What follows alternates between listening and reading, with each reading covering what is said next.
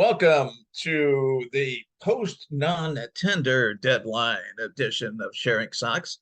I'm Southside Sox duty geezer Leigh Allan, wearing a White Sox stocking cap, which is appropriate to the weather in Chicago, where it is now snowing. We actually hadn't had any snow other than occasional flurries, but got a little more now.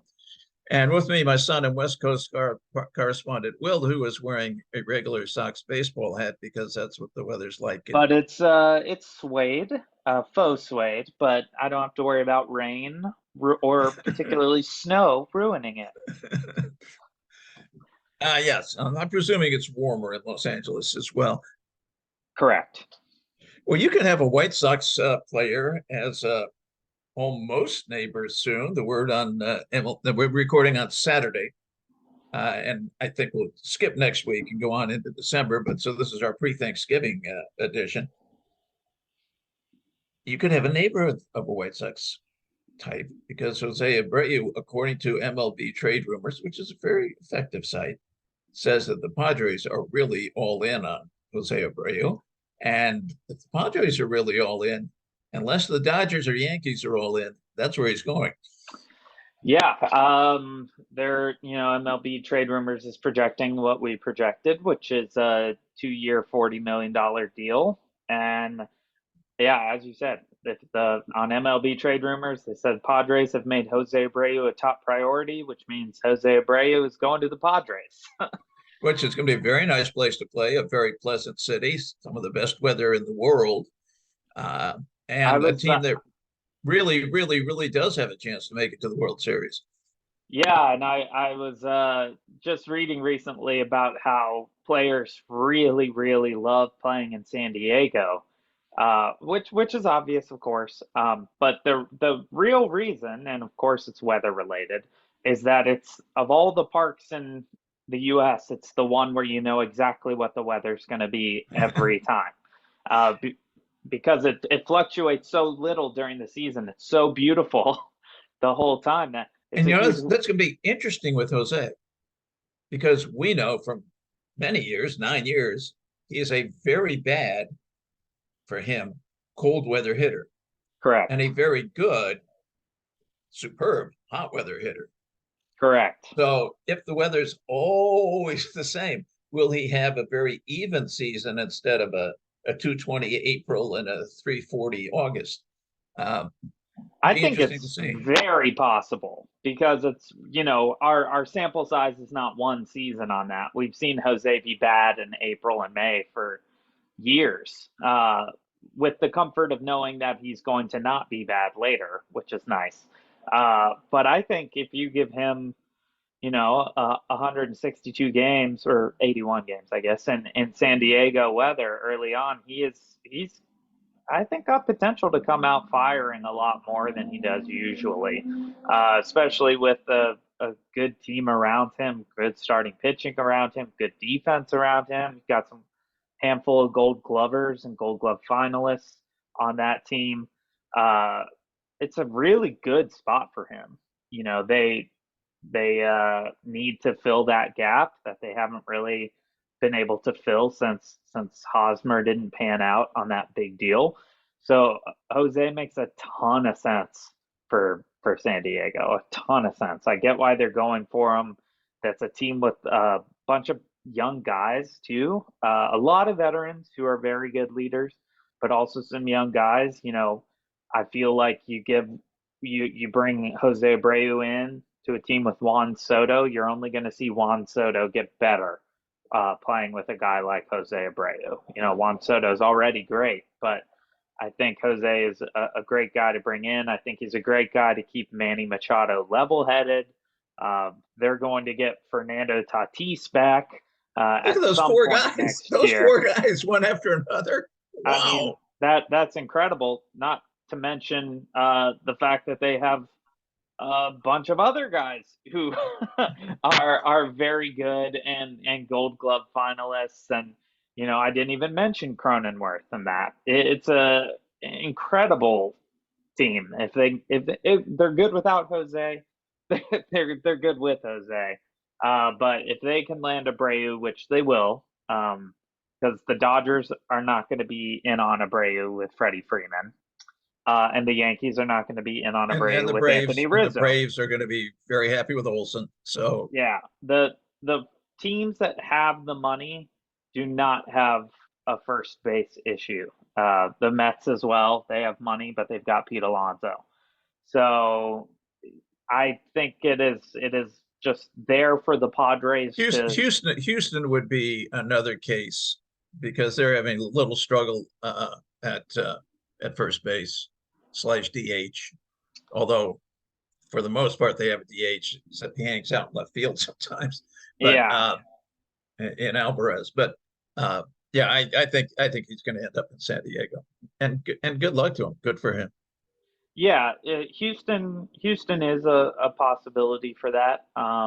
Gurriel is not a great first baseman these days in his older age. He's much older than I thought he was. He's He's 38, maybe. Yeah, he's turning 39 next season, which Yeah, was shocking to me. But yeah, and injuries and stuff like that. But I think if Jose were given the choice, he goes to San Diego over Houston. Just because you go to Houston, yes, you have a very good chance of winning the World Series again next year. Houston's lineup and pitching next year is going to be as good or better than it was this year. Dusty Baker has announced that he's staying. Houston is a lock for at least the ALCS. San Diego, though, would be a tempting place to go to dethrone Houston. And I think a lot of players would be more interested in dethroning Houston than playing for Houston. I don't think you've got like a Durant going to the Warriors for the free championship scenario here. I think you've got a lot of guys who want to take down the Houston Astros still, even with the cheating scandal sort of fading, and a lot of it yeah. being debunked. The cheating scandal. Me, I've never, well, other than immediately in 2017, 18, not been huge on it because I really believe their biggest sin was just being stupid in how they did it because Yeah, the Cubs did it for decades and decades, and everybody knew they had a guy with binoculars in the scoreboard board at Wrigley. But really, it was so stupid and amateurish they deserve to be punished worse. But it is pretty much ancient history by sports terms. But bringing them down because they're the power now. They're the man. It's like beating the Yankees. So you want to beat them. Even forget the cheating thing ever happened. You want to beat them because they're the man, and you want to be the ones that dethrone the man, as you say. yeah, and so I do think that would lead Abreu more likely to head to San Diego than if Houston were.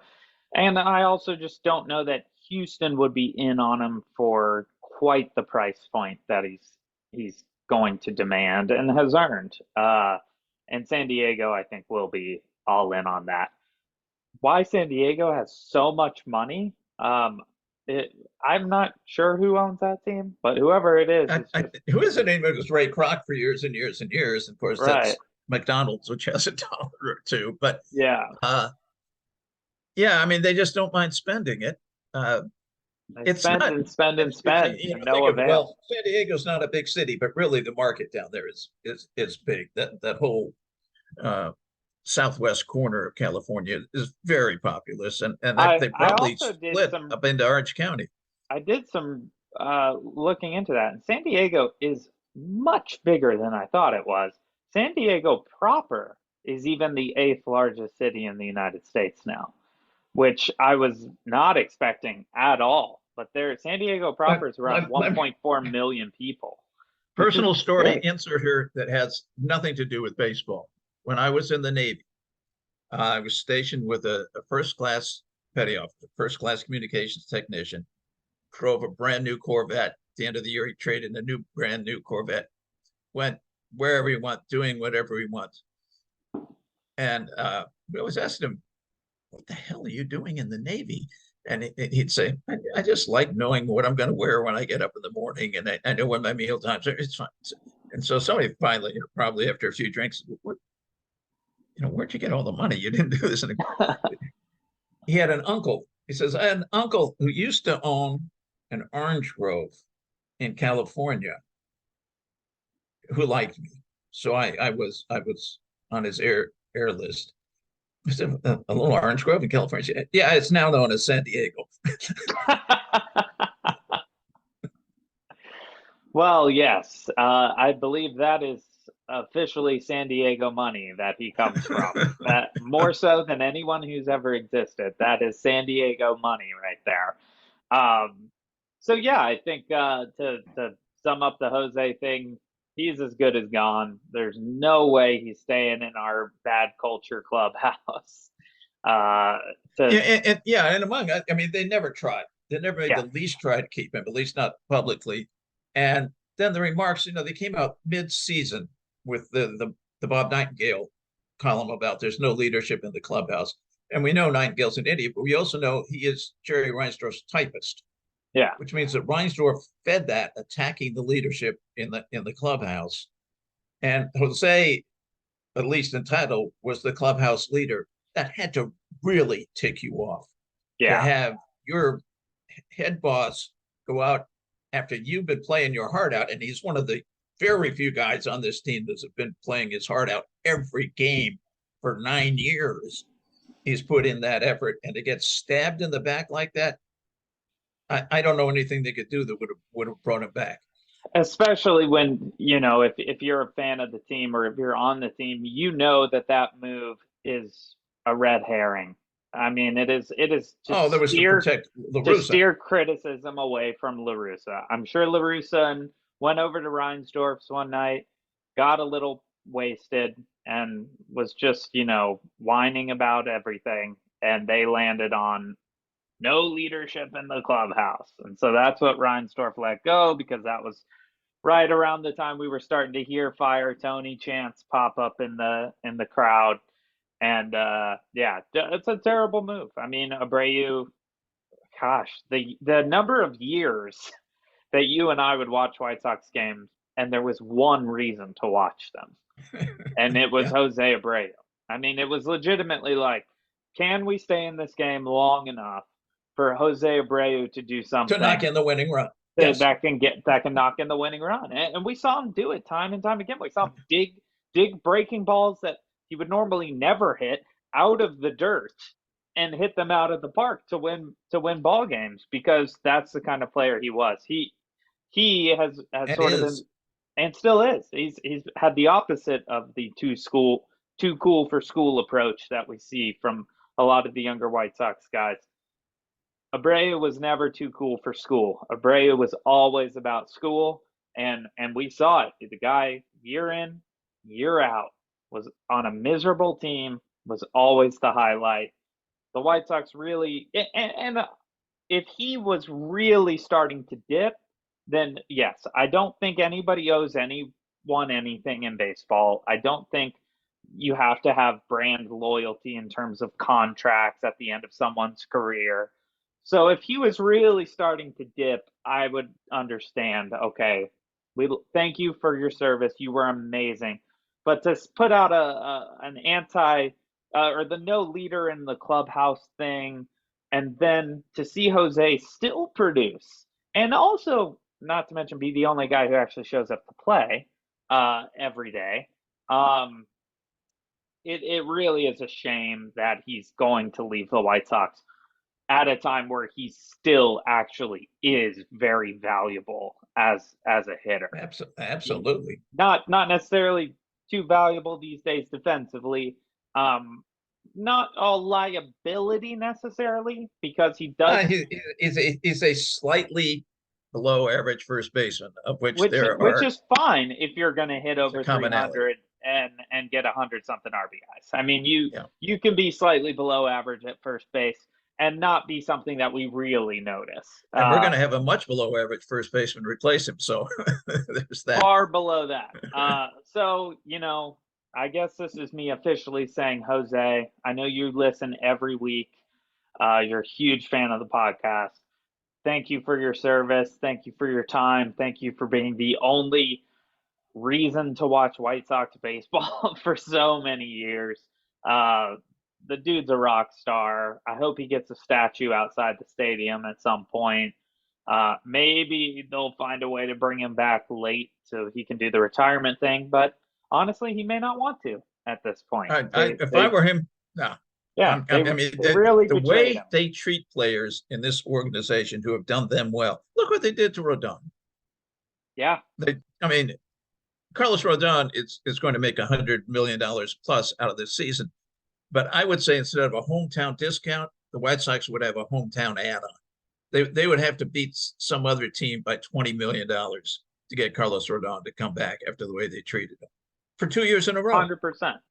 100%. And, you know, especially when you're talking about a guy who was very vocal about how important the White Sox were to him through Absolutely. his injuries. Extremely vocal, extremely grateful human being. Like just clearly a class act. You wait all this time, you give him this support, he gets back to a form that is almost as good as anyone else in the game, and you don't even give him that QO. And I mean, come on, you guys. It's just, I'm going to, you know what? I'm going to be the first person to say it on this podcast. I think we have an upper management problem. Nobody's mentioned it before anywhere. What a thought.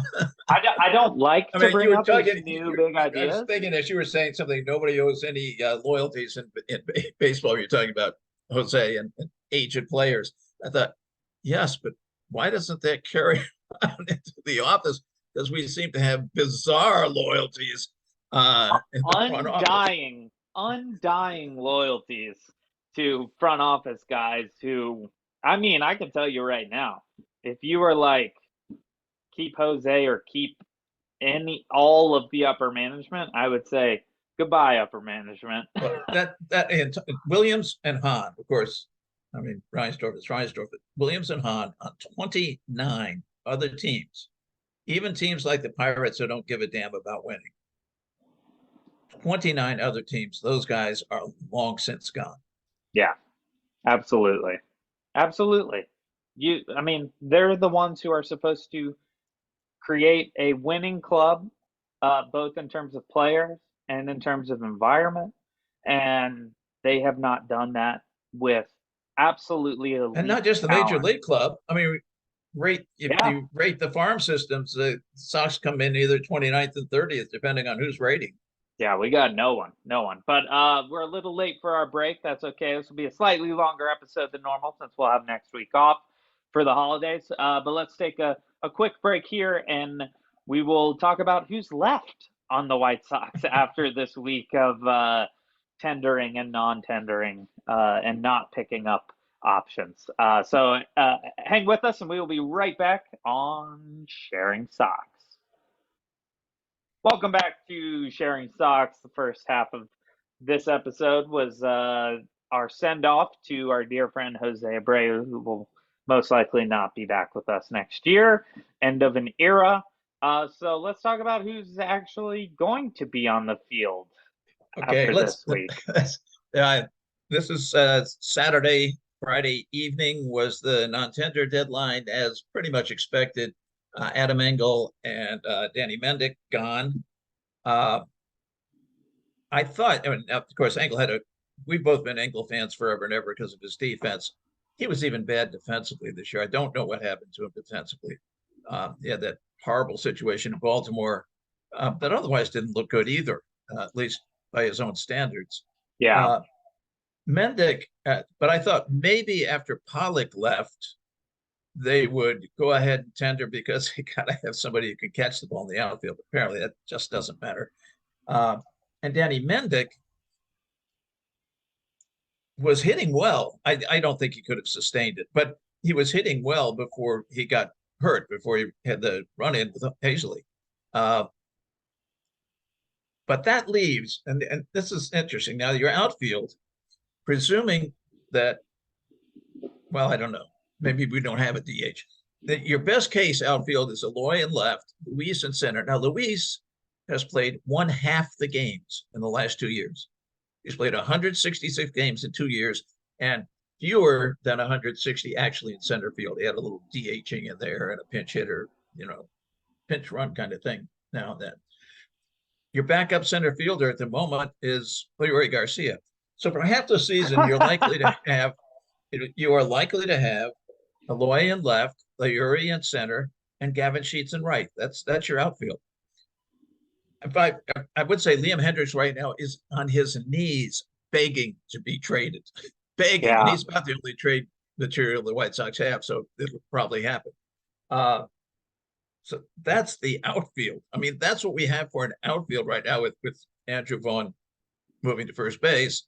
And if Eloy DH is more or less full time, then God knows what you have in the outfield. In the Eloy and infield, left and Sheets and right is an outfield that I would not feel super comfortable with in my Burbank E-class slow pitch rec league softball.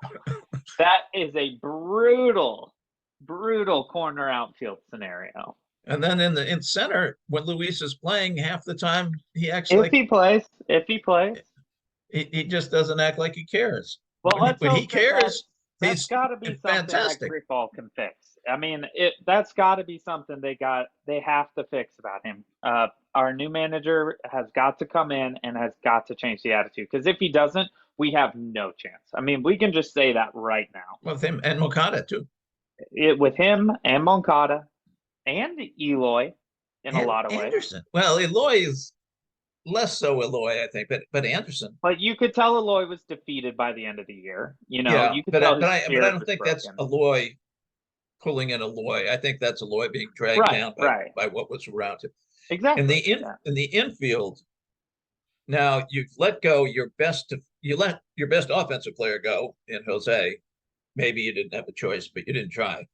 You had total choice and let your best defender go and not picking up the option on Josh Harrison. And then your best backup choice at second base is Danny Mendick, and you've let him go. And the prediction was that he would get $1 million in arbitration. So that's what you let him go for. Wow. A couple $100,000 over minimum.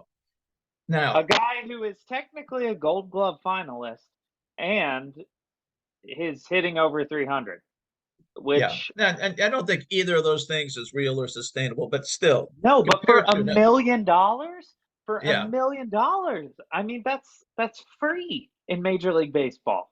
Now, the guys they're talking about, Rick Hahn has the effrontery to stand up and say this. Okay, Romy González, every once in a while makes a nice play. He's a negative D-WAR, but not badly negative. He hit 228. He's a -0.4 WAR. I happen to go no power, down the no stats. Power. 3 walks. And remember, he's had 2 seasons, so it's not like he's just seen the bright headlights for the first time. 3 walks and 50 strikeouts in the major league. Holy crap. 3 walks, 50 strikeouts. Lenyn Sosa, who is much younger, and I think there's a good chance Sosa will eventually be a viable major league player. Left-handed hitting second baseman with some power. That'll work. Hit 114, of course, last year. In just a couple of weeks, managed to come up with -0.5 WAR. 1 walk, 12 strikeouts. These are the guys that Rick Hahn's going, oh, well, we got stuff in the major league. Now they're talking about Jose Rodriguez, but Jose is a year away, at least. Now, yeah. And in the outfield, of course, Oscar Colas. Now there's a guy who could be a star someday. He has 31 at-bats in AAA. Wow.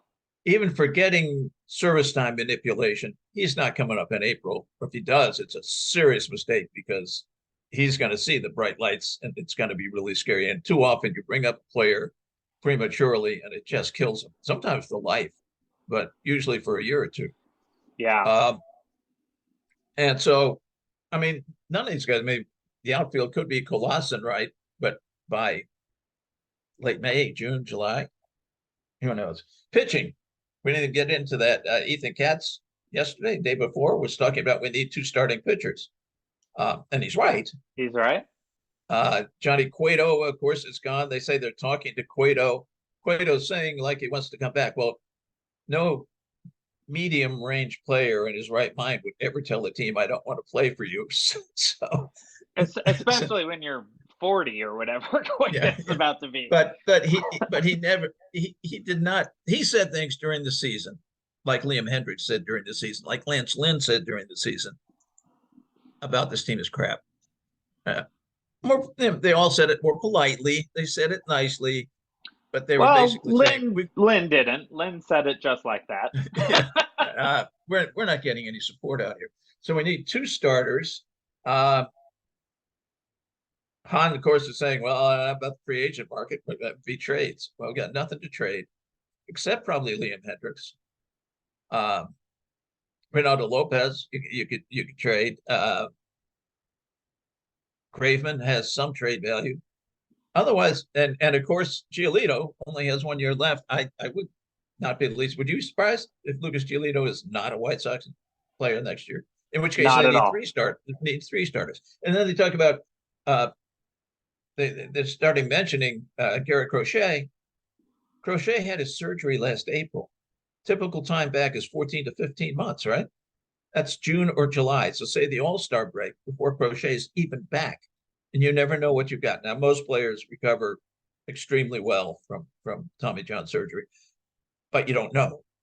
And then Cats, they're going, well, it's coming along really, really well. I mean, Cats are talking about Michael Kopech.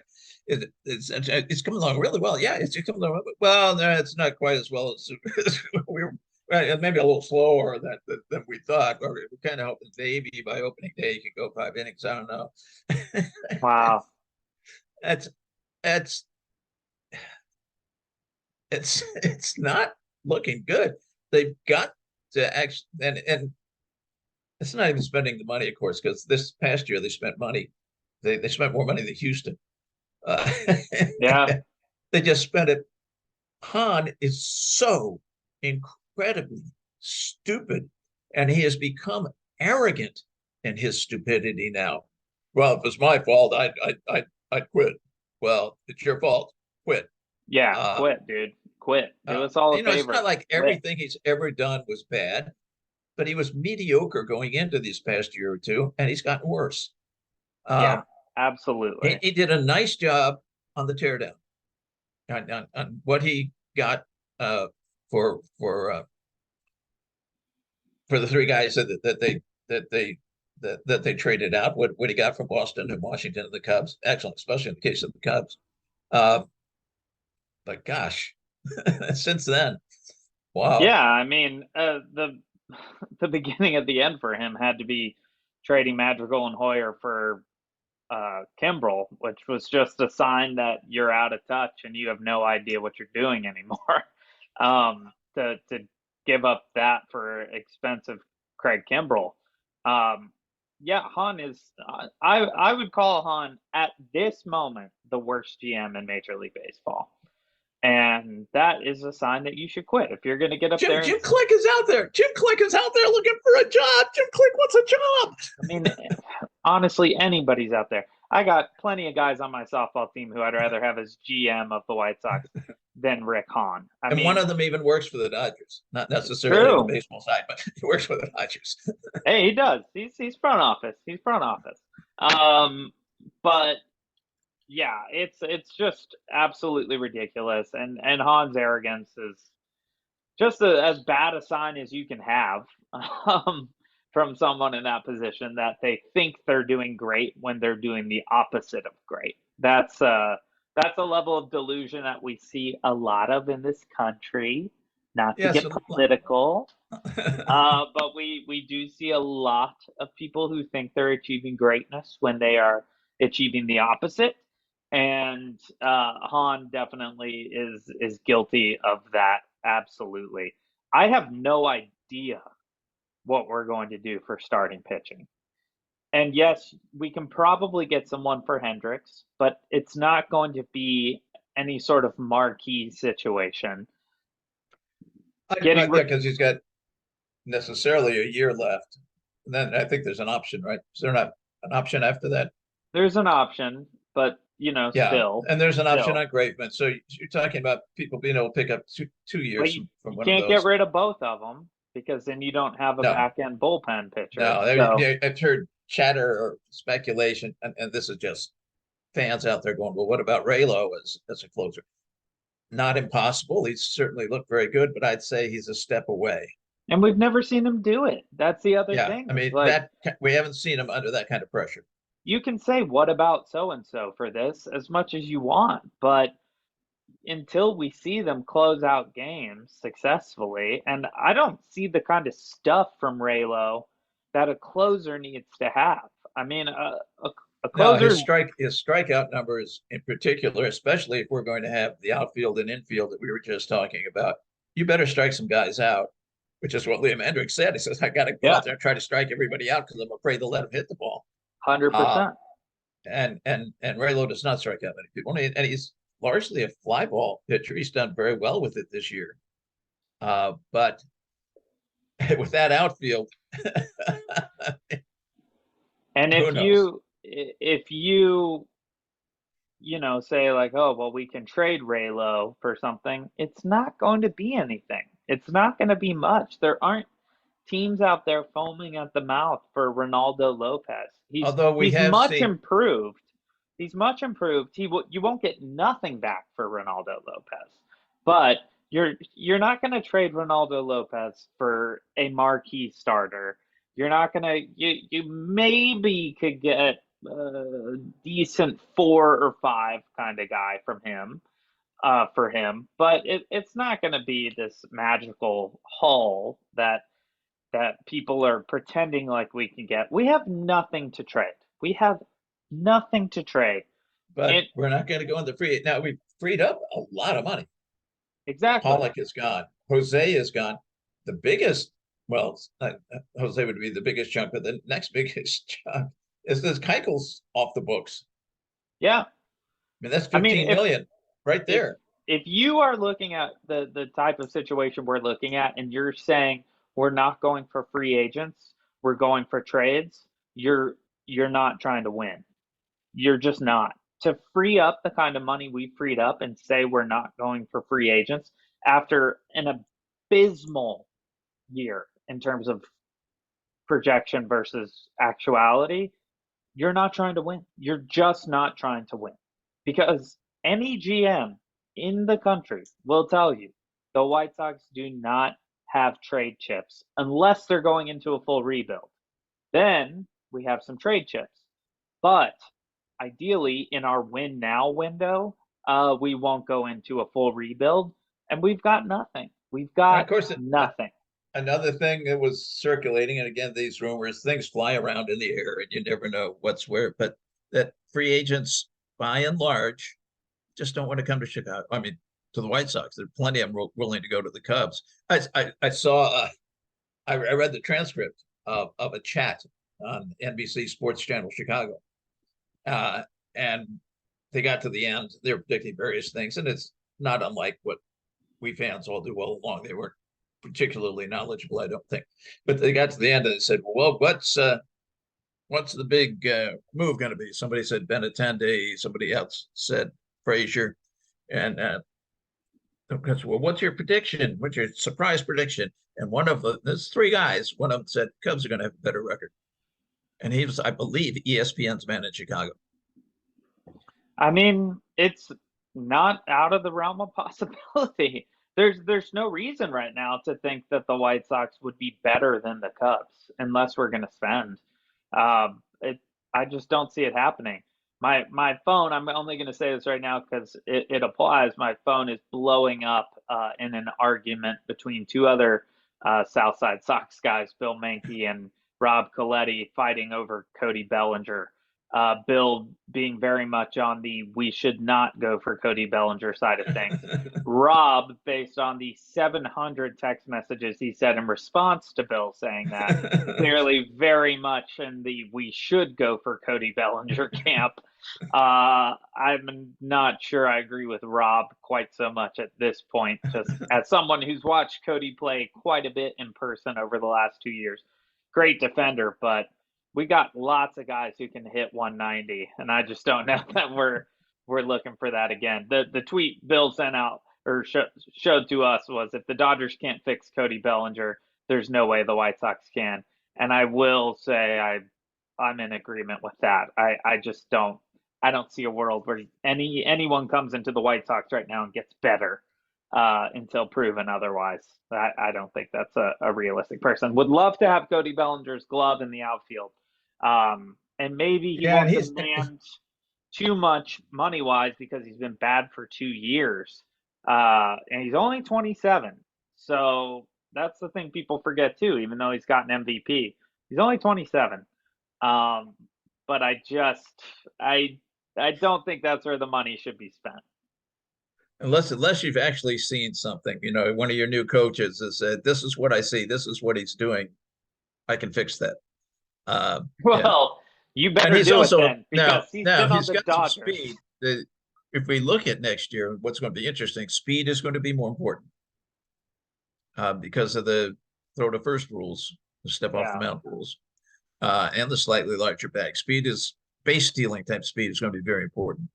Uh, but the other thing that's going to be important is left-handed pull hitters because right-handers, I just don't think it's going to make marginal at most difference, if any, because usually the second baseman doesn't go to the other side of second base anyways for more than a step. So he can just take one step to his left. It's not going to matter. The main thing they get is that line drives up the middle get caught.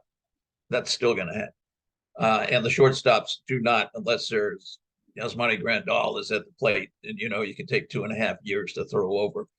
They don't go back on the grass. If they do, it's a step. That doesn't happen. But that second baseman playing right field is gone, Yeah. and so the left-handed pull hitters, it remains to be seen will have it, but they're going to have a big advantage next year, Yeah. and Yeah. That's it'd true. be interesting as free agency gets for real, how much the left-handers get evaluated by teams higher than right-handed hitters. Yeah, which I think will happen. Even teams that Uh, are not desperate, like the White Sox, to have a left-handed hitter. right, but their value is higher now with the shift rules. There's no denying it. The left-handed pull hitter value just went up. But that is all the time we have. We have gone long. This is our lengthy Thanksgiving edition. Um, but yeah, we will take the next week off for the holidays. And I hope everyone has a very lovely Thanksgiving with family. It's been a couple of years since I feel like we really felt like it was safe to do this. Be careful, be smart, but have a great Thanksgiving. And we will see you in December with possibly some new teammates. Who knows? But yeah, thanks for listening, and we will see you next time on Sharing Socks.